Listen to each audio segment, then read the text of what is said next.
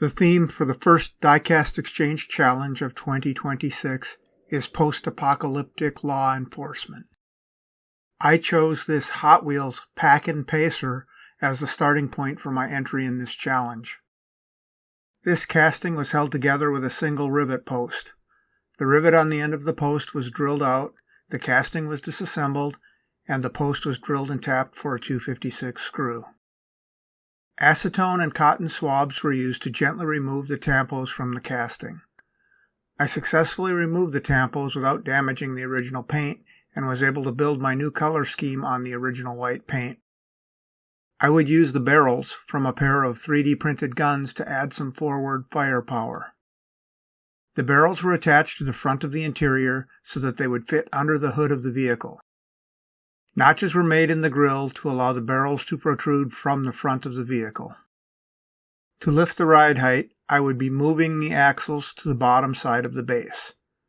To hold the relocated axles to the bottom of the base, I designed and 3D printed these axle housings. The base was modified by adding slots for the axles and smoothing out the areas where the 3D printed axle housings would be attached. The axle housings were glued to the bottom of the base to hold the new wheels and axles in place. I would be using a 3D printed light bar I had designed for a previous build in this build.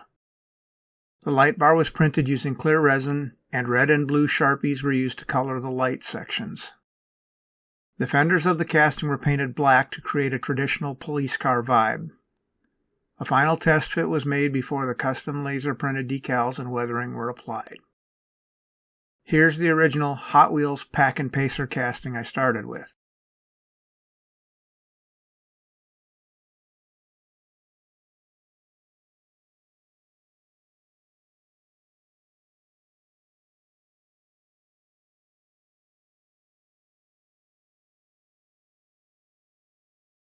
And this is Unit 75 of the Post-Apocalypse Civilization Edification Rangers, aka the Pacers.